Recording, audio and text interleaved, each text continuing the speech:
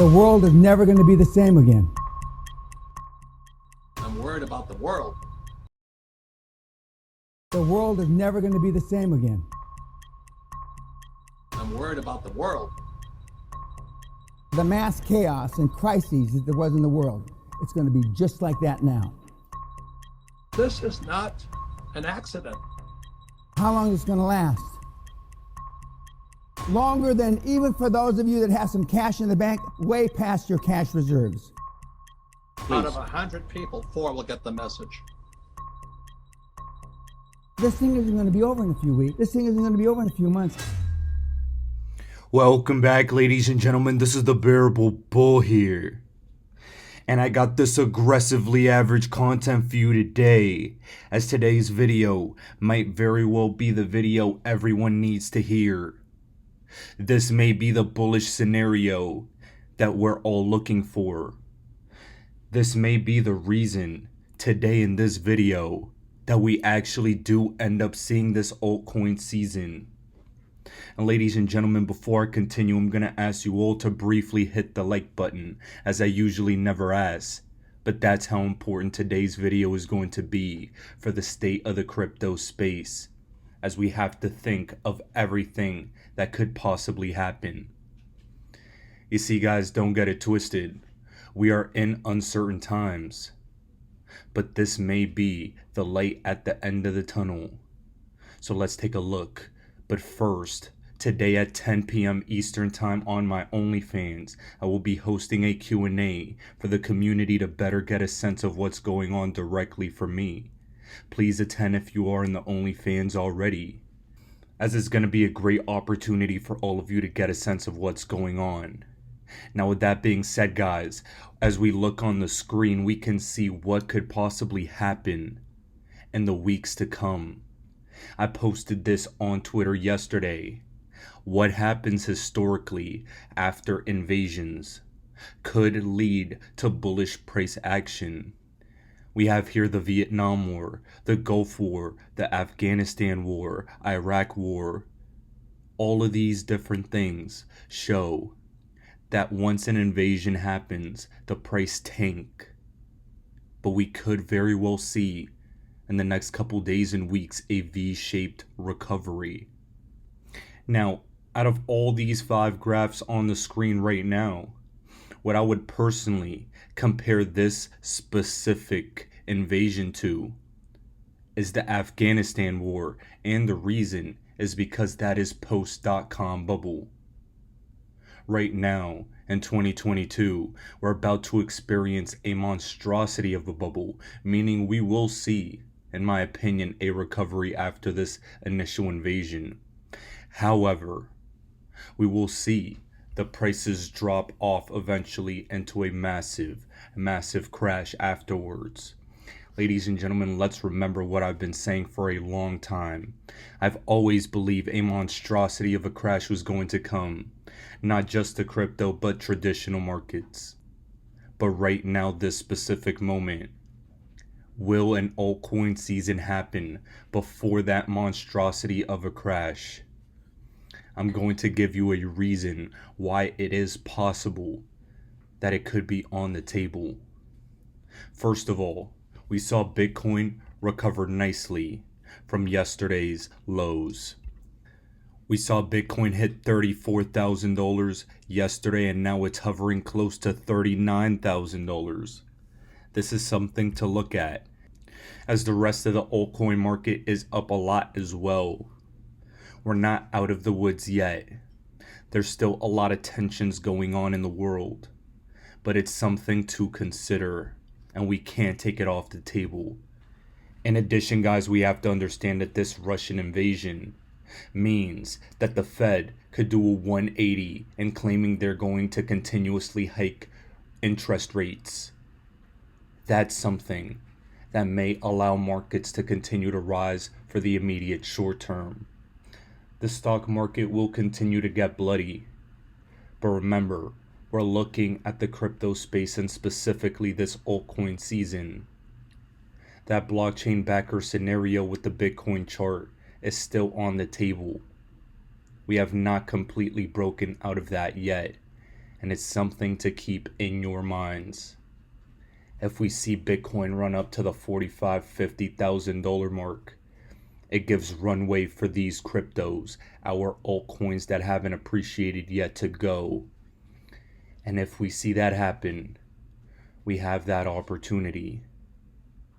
If we see that happen, we have the chance to profit before the massive crash.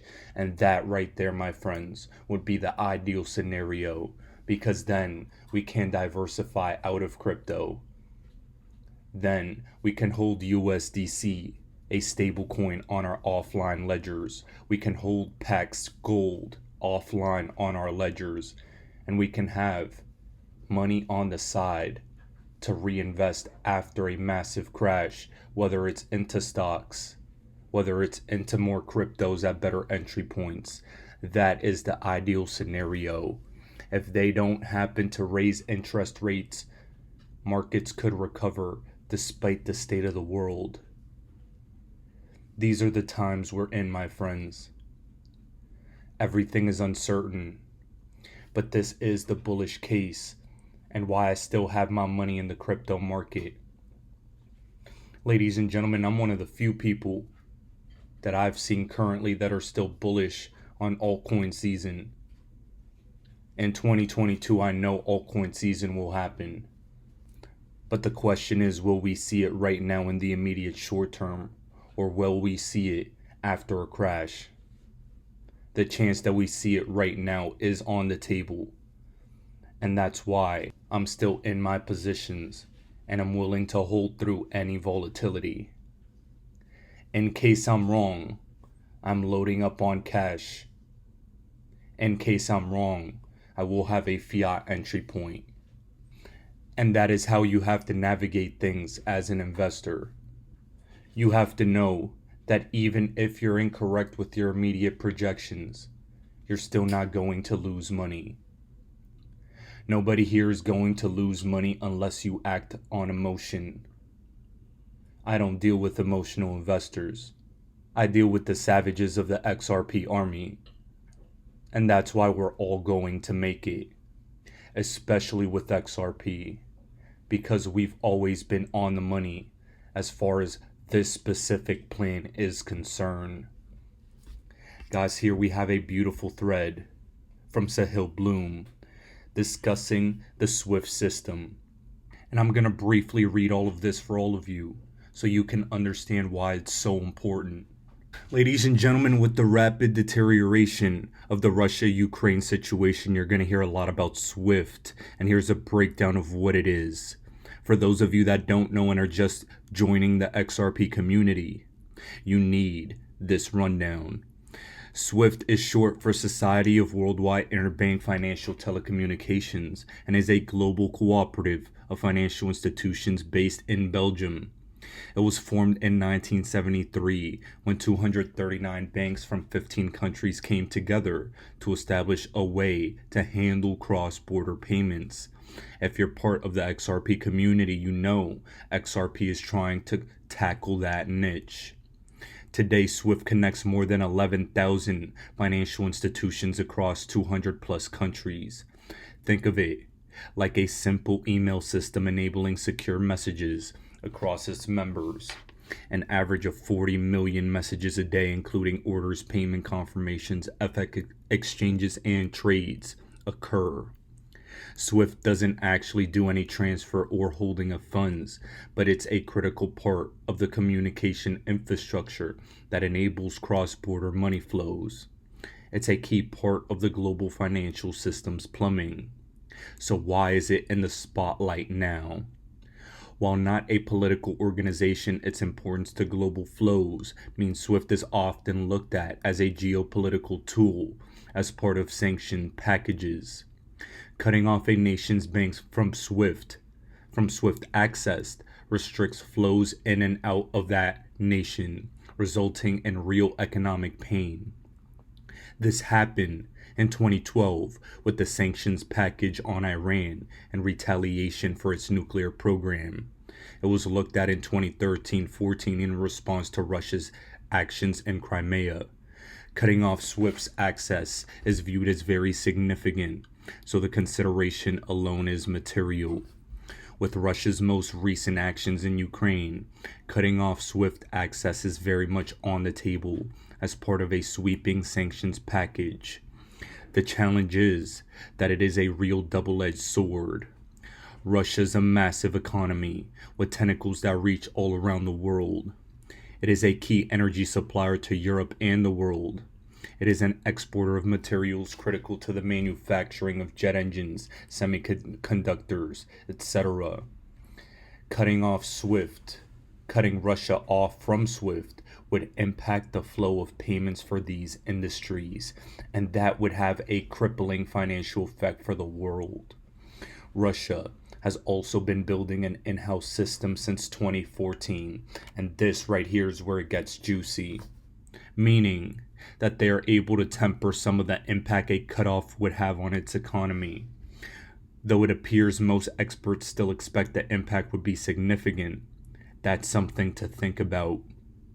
A cutoff from SWIFT may also have longer-term second-order effects on Bitcoin and non-fiat currencies. The base logic: Russia may seek to circumvent the impact of restrictions via a combination of its in-house system and a push away from the USD reserve currency. And ladies and gentlemen, this is so important, as Russia has been making this move for a long time. Getting out of USD, getting into gold, getting into the crypto space.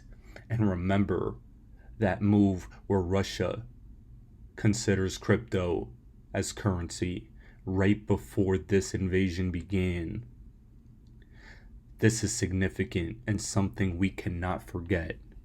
Whatever happens in the coming days, there will be a lot of talk about SWIFT and its role in the response to Russia's actions. And guys, for those of you that weren't aware now of how significant this is, now you know. But guys, what's more important than any of that is that Russia has been working in the background with Ripple and XRP. That is significant. And here we have this powerful King Solomon video going deeper into the connections Russia has with XRP. This is important as I'm about to play you a brief clip showing you just how powerful Russia is and XRP's exact use case being described in the news as far as a new financial system is concerned and circumventing the current SWIFT system. Please take a listen.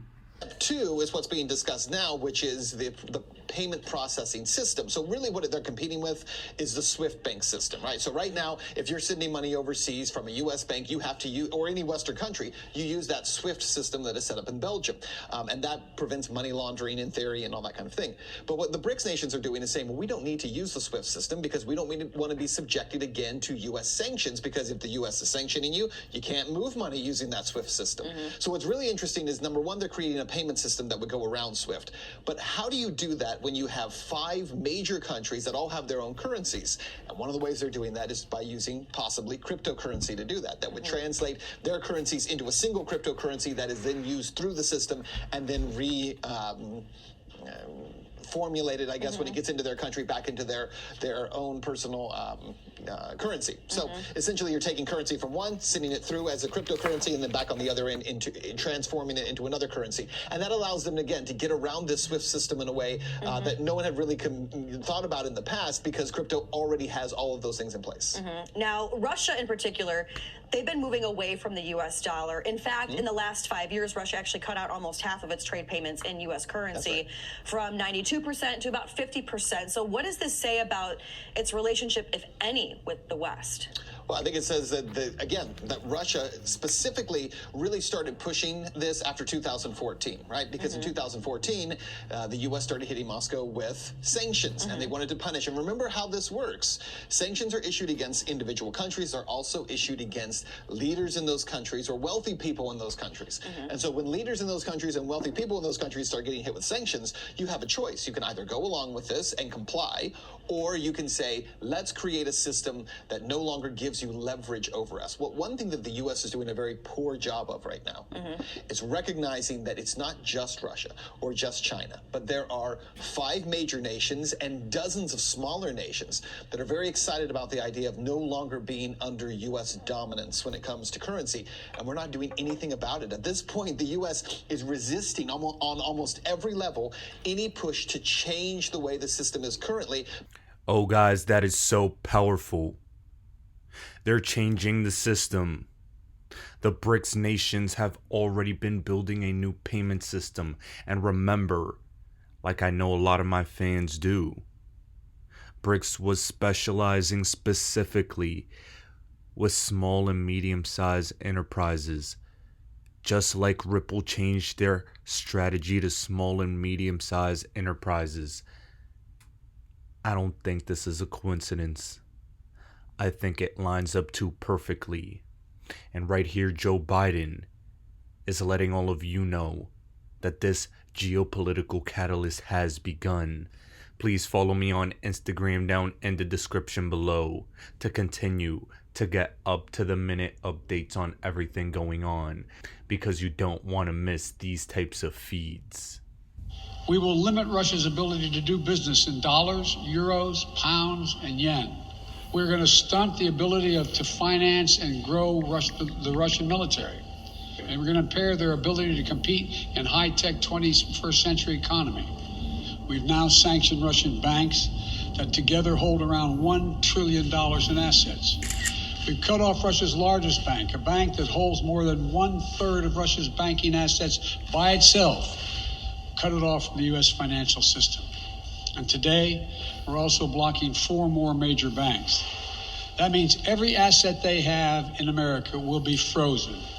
This includes VTB, the second largest bank in Russia. As promised, we're also adding the names to the list of Russian elites that were sanctioned as well. Between our actions and those of our allies and partners, we estimate that we'll cut off more than half of Russia's high-tech imports.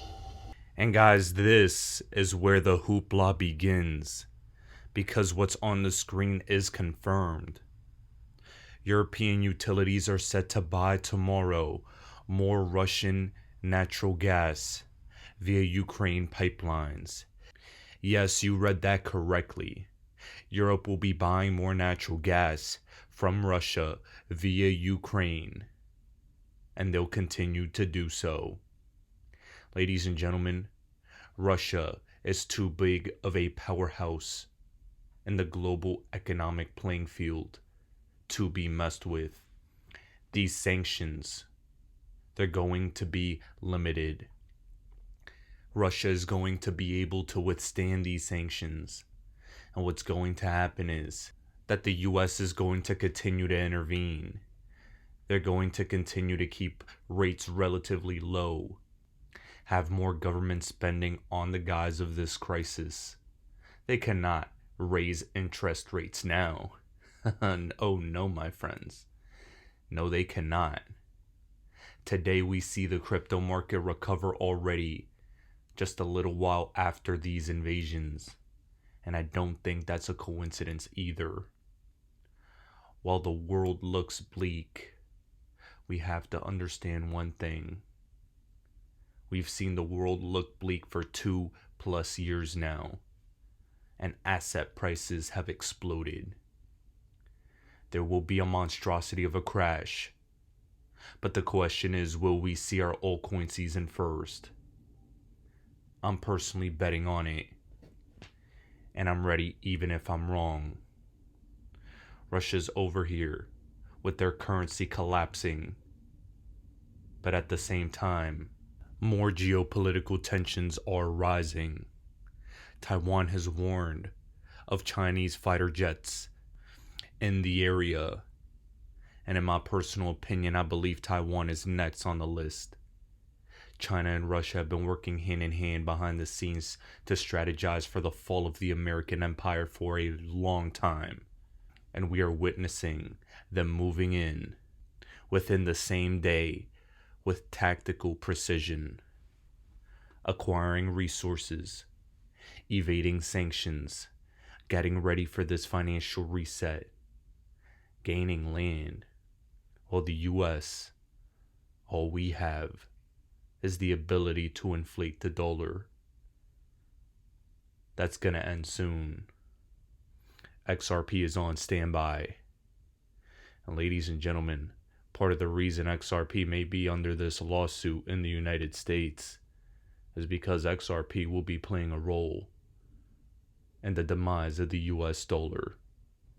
It's one of those things we all have to think about. It's one of those things we all see coming. It's one of those things that we all knew was gonna happen. And it's one of those things that's already here. Ladies and gentlemen, this is the Bearable Bull here. Thanks for tuning in. As always, I appreciate every single one of you. We have been prepared for this moment. We knew that XRP was going to rise out of the ashes of a crisis. These elites, they always say with great crisis comes great opportunity. And we will take advantage of this opportunity. I'm praying for the world right now, as a lot of you are. And hopefully, we will become the new 1%, so we can make the necessary changes, so that this doesn't happen again. As always, guys, I appreciate every single one of you. Now I'll be back tomorrow with another video. You want to know how to be a successful investor? The answer is stay with what you know. Don't listen to me. Don't listen to TV people, internet people. Just stay with what you know. If I told you you can only have 20 investments in your life, you would be very careful.